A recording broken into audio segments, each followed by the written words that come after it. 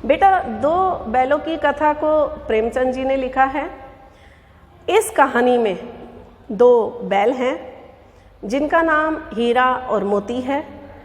ये दोनों बैल आपस में इतनी मित्रता निभाते हैं, दोस्ती निभाते हैं कि हमारे मानव जो हैं उनमें भी ऐसा कुछ देखने को नहीं मिलता, क्योंकि दोनों बैल हैं निस्वार्थ भाव से, प्रेम प्यार से एक दूसरे का ध्यान रखते हैं, एक दूसरे की हेल्प करते हैं, जो आजकल देखने के लिए कम मिलती है। सबसे पहले हम बात करेंगे, लेखक ने इस लेसन में गधे शब्द का पर्यायवाची के रूप में अलग अर्थ दिया है। लेखक के अनुसार जो गधा है वो हम लोग कहते हैं मूर्ख है, लेकिन बेटा हम लोग कहते हैं गधा मूर्ख है। क्यों कहते हैं? क्या वो सहनशील है इसलिए कहते हैं, या वो सीधा साधा है इसलिए कहते हैं, संतोषी है इसलिए कहते हैं? ये तो सारे बेटा अच्छे गुण हैं।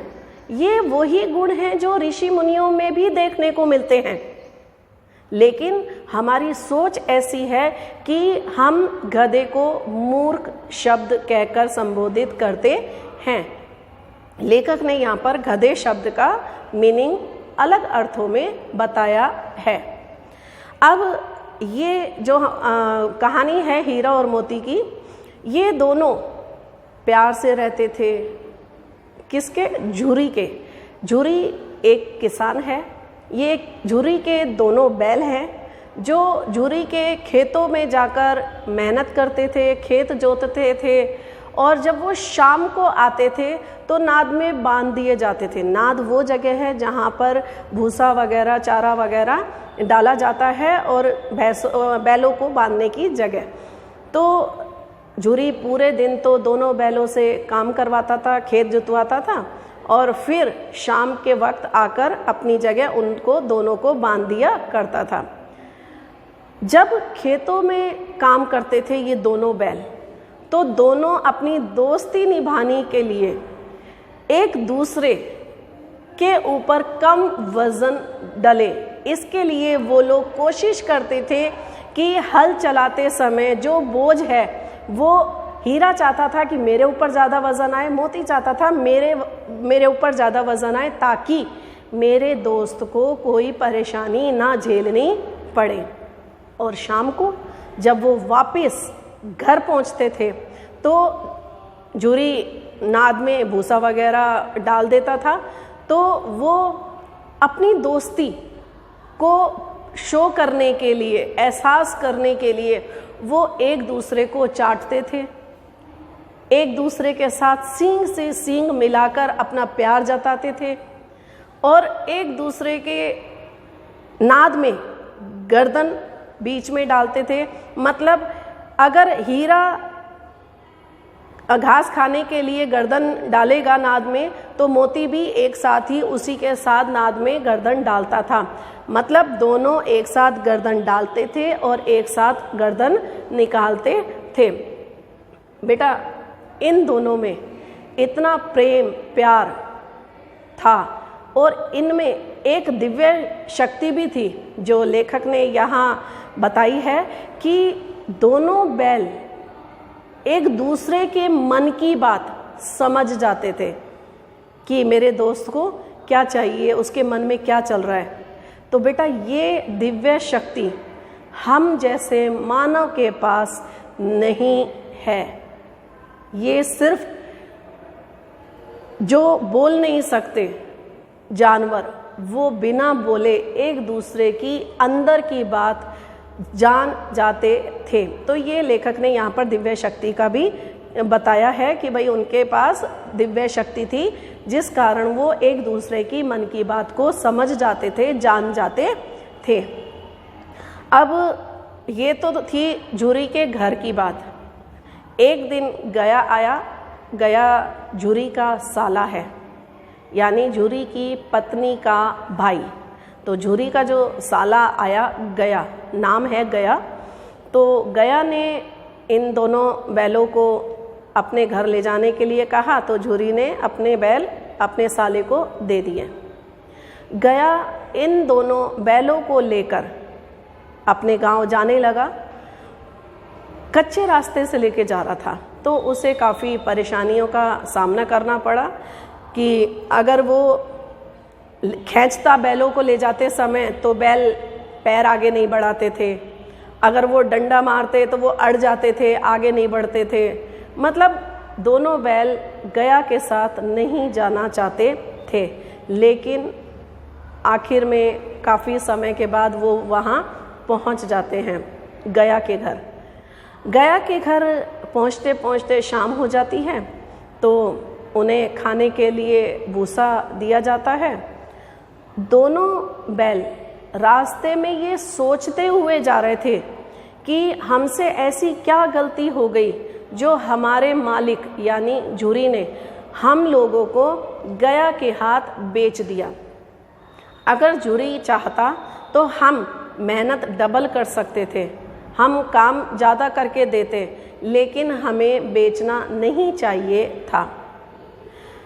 तो अब ये सोचते हुए जा रहे थे और गया के घर वो दोनों वहाँ पहुँच जाते हैं और गया उन्हें खाने के लिए भूसा देता है, लेकिन दोनों का मन नहीं करता क्योंकि वहाँ का जो एनवायरनमेंट था सब चीज़ नया था, गांव नया, घर नया, एनवायरनमेंट नया, लोग नए, तो उनको वहाँ कुछ भी अच्छा नहीं लग रहा था।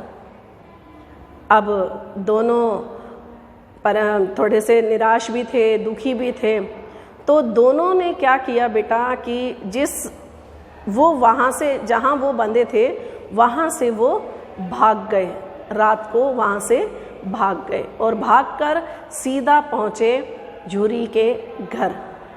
अब सुबह झुरी जब उठा तो उन्होंने देखा कि अरे मेरे झुरी, ये दोनों बैल तो मेरे पास वापस आ गए। तो उसने झुरी ने बड़े प्यार से उनको सहलाया, प्यार किया, लेकिन झुरी की पत्नी को बुरा लगा।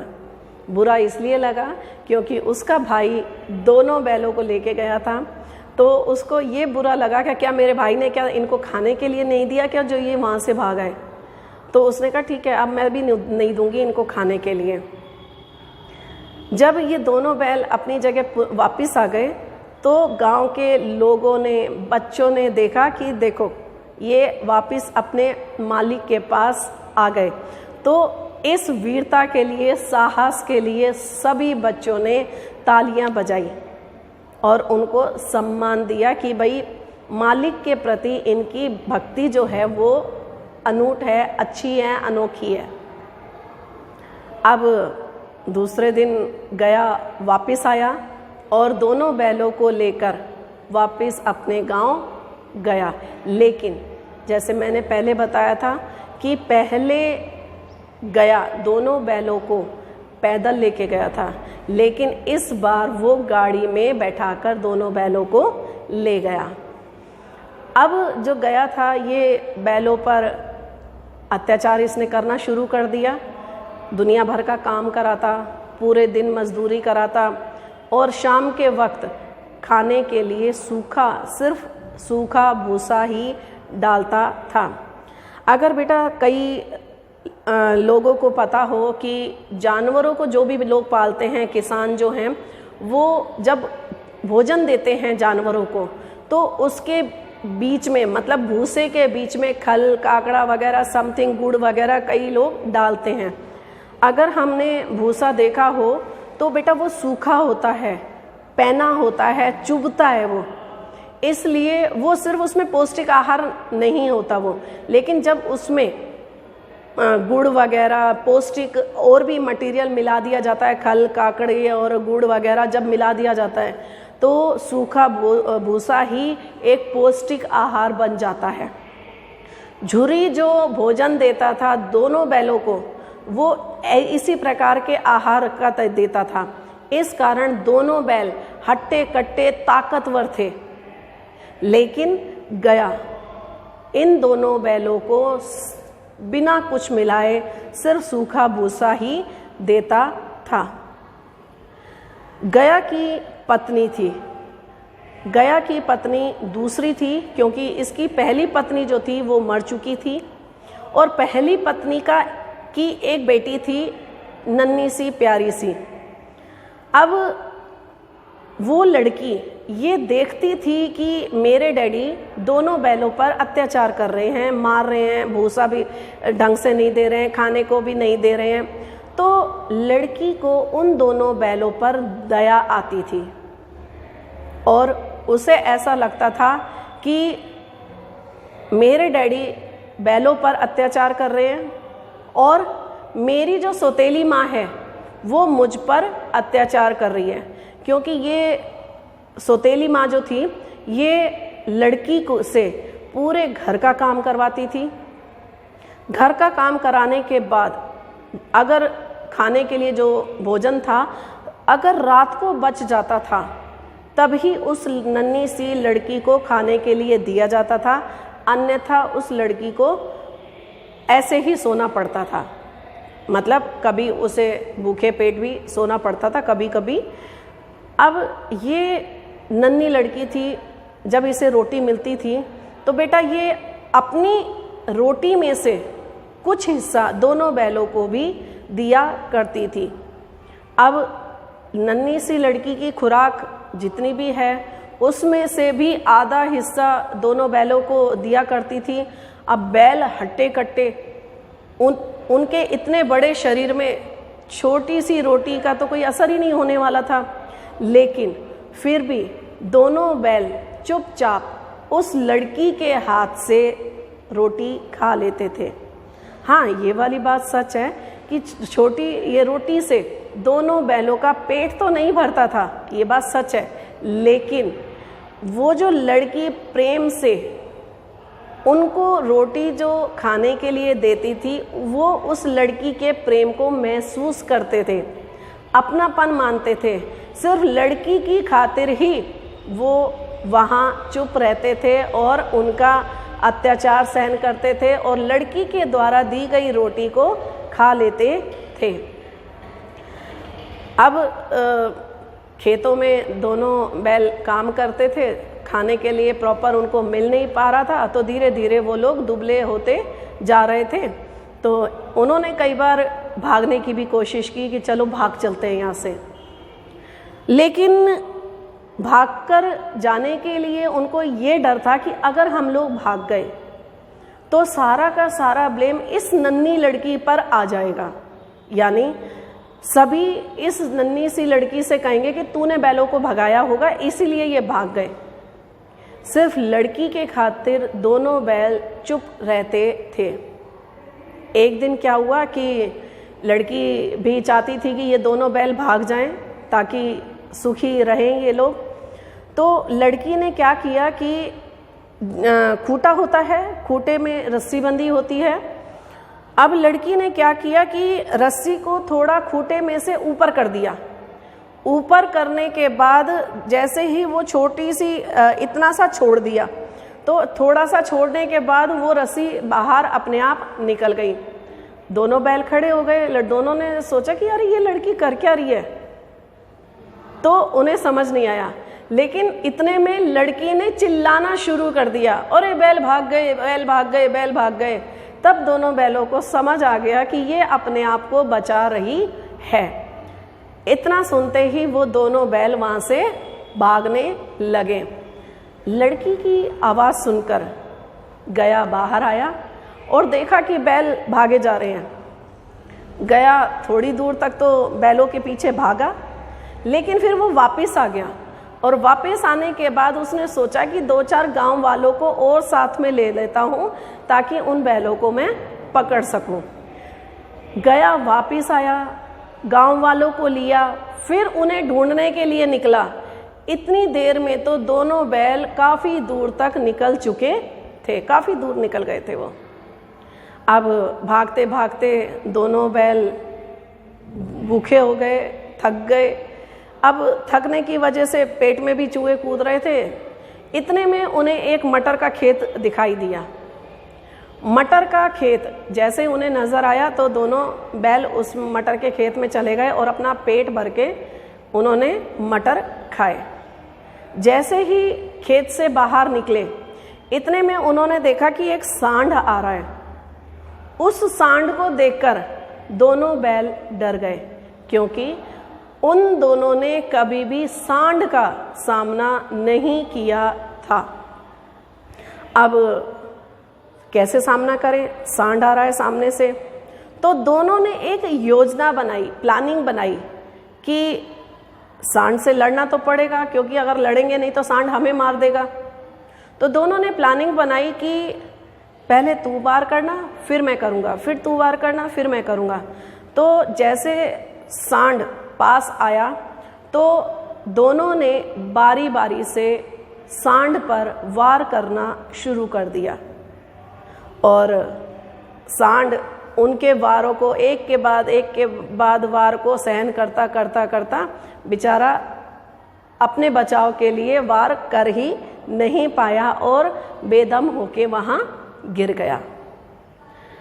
दोनों खुश हुए कि चलो हमने तो सांड को हरा दिया, बच गए हम लोग। तो इतने में दोबारा भूख लगाई तो दोबारा घुस गए।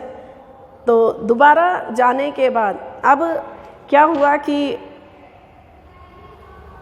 देखा कि मालिक आ रहा है ना। तो हीरा खेत से बाहर निकल आया, और हीरा खेत से बाहर आने के बाद उसने कहा कि भाई चल अब चलते हैं, लेकिन उसने कहा थोड़ा सा रुक जा, मैं थोड़ा और खा लूँ।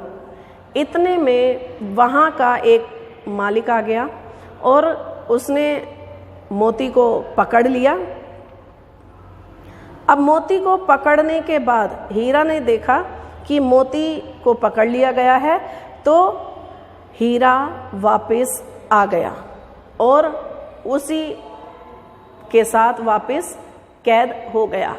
अब बेटा ये जो खेत का मालिक था, ये खेत का मालिक क्या करता था कि जितने भी आवारा पशु मिलते थे, कोई भी पशु हो, चाहे गधा हो, चाहे बकरी हो, चाहे गाय हो, चाहे भैंस हो, कोई भी हो, उनको पकड़ लेता था। और उसने एक जगह बना रखी थी कांजी होस। ये कांजी होस में जाकर उन सभी अलग अलग तरह के जो पशु थे, जानवर थे, उनको कैद कर लेता था।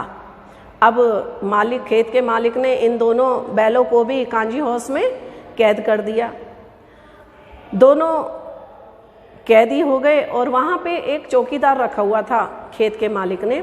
वो जो चौकीदार था वो डेली आकर सुबह शाम एक तो हाजिरी लिया करता था, एक रजिस्टर बनाया हुआ था, वो रजिस्टर में हाजिरी लिया करता था। क्यों? पहला पॉइंट कि एक तो पूरे जानवर हैं या नहीं ये पता करने के लिए, कोई जानवर भाग तो नहीं गया इसलिए, या कोई जानवर बीमार तो नहीं हो गया इसलिए, या कोई जानवर मर तो नहीं गया इसलिए सुबह शाम हाजिरी ली जाती थी। अब जैसे उन्होंने देखा कि यहाँ पे बहुत सारे और भी जानवर हैं जिनको कैद कर रखा है। अब सभी के सभी जानवर थे, उनमें गधा भी था।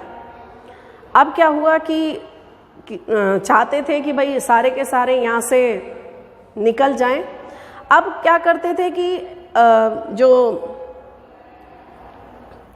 हीरा था, हीरा ने क्या किया कि जिस जगह बांध रखा था उसकी जो दीवार बनी हुई थी वो कच्ची थी।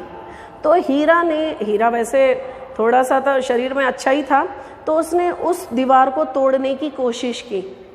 और उसने जब वो दीवार तोड़ने की कोशिश की तो आधी थोड़ी बहुत टूट भी गई थी।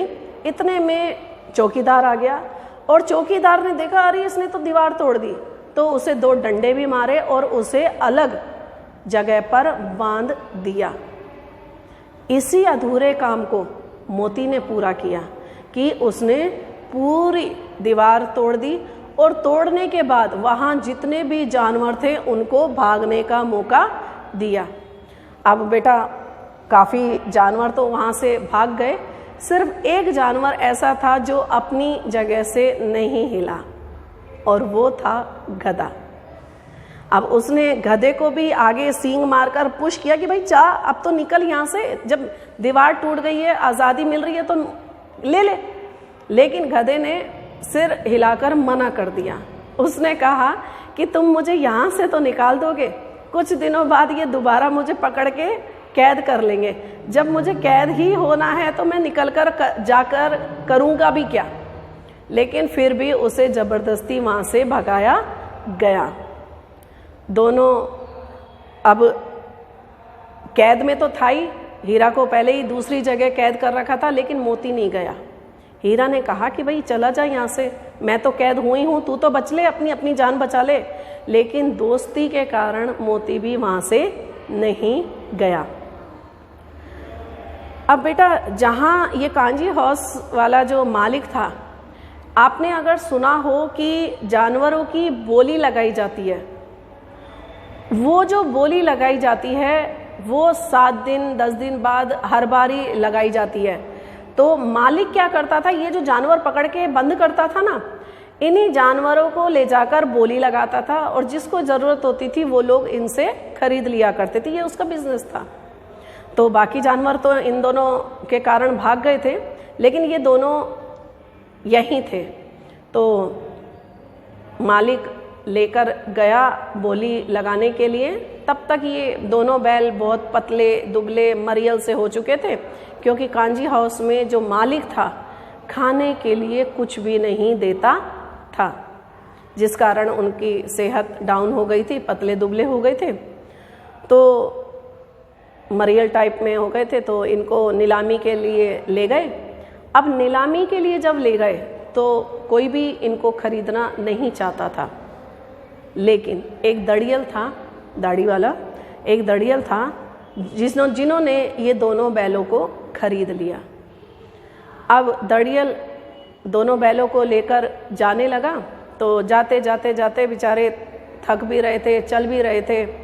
तो जब दड़ियल के साथ ये दोनों बैल जा रहे थे, तब दोनों बैलों ने ये महसूस किया कि ये रास्ता तो जाना पहचाना सा लग रहा है। फिर थोड़ी दूर और आगे गए, उन्होंने वॉच किया कि अरे हाँ, ये तो वही रास्ता है, ये वही रास्ता है जिस रास्ते पर गया हमें लेकर गया था। दोनों बैल चौकन्ना हो गए। उन्होंने वो रास्ता पहचान लिया और पहचानने के बाद वो वहाँ से जब उन्हें नज़र आ गया कि ये तो वही हमारे गांव का ही रास्ता है, फिर वो दोनों बैल वहाँ से भाग गए और भागकर सीधा झुरी के घर जाके रुके और अपने स्थान पर जाकर खड़े हो गए। वो दड़ियल जो था वो पीछे पीछे आया। आने के बाद उसने झुरी से कहा कि ये दोनों बैल मेरे हैं। तो झुरी ने पहचान लिया कि अरे ये तो मेरे बैल हैं, इतने मरियल हो गए, बेचारे कमज़ोर हो गए।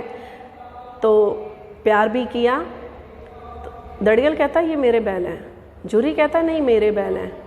तो दोनों बैल समझ गए।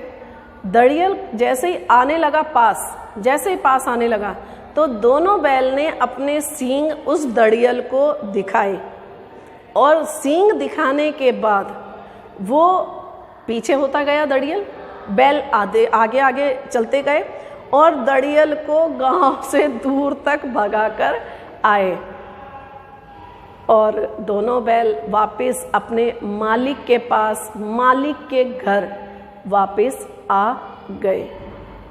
तो बेटा तीनों खुश हुए, झुरी और दोनों बैल दोनों खुश हुए। तो बेटा ये प्रेमचंद के द्वारा जो लिखी गई कहानी है दो बैलों की कथा, इसमें दोनों बैलों के आपसी प्रेम प्यार दिखाया गया है और हम लोगों के लिए ये शिक्षा दी गई है कि दोस्ती में हमें हमेशा साथ निभाना चाहिए, एकता में संगठित होकर कार्य करना चाहिए, हमें बुरे वक्त में किसी का साथ नहीं छोड़ना चाहिए, हमें एक दूसरे की भावनाएं समझनी चाहिए, हमें औरत पर कभी अत्याचार नहीं करना चाहिए। क्योंकि बेटा इसमें एक घटना ये भी है कि लड़की के ऊपर जब उसकी सौतेली माँ अत्याचार करती थी तो बैलों को बुरा लगता था, बैलों को बुरा लगता था और सौतेली माँ को मारने के लिए कहता है कि मैं इसको उठा के पटक देता हूँ ताकि ये अत्याचार करेगी नहीं इस नन्हे बालक पर। लेकिन हीरा उन्हें मना कर देता है और ये कहता है कि औरत जात पर सींग चलाना मना है। इसका मतलब प्रेमचंद जी ये हमें शिक्षा देना चाहते हैं कि हमें कभी भी किसी भी औरत पर हाथ नहीं उठाना चाहिए, उसे हमेशा सम्मान देना चाहिए, इज्जत देनी चाहिए। तो बहुत सारी चीज़ें ऐसी हैं जो प्रेमचंद जी ने अपनी कहानी के रूप में हमें समझाने की कोशिश की है।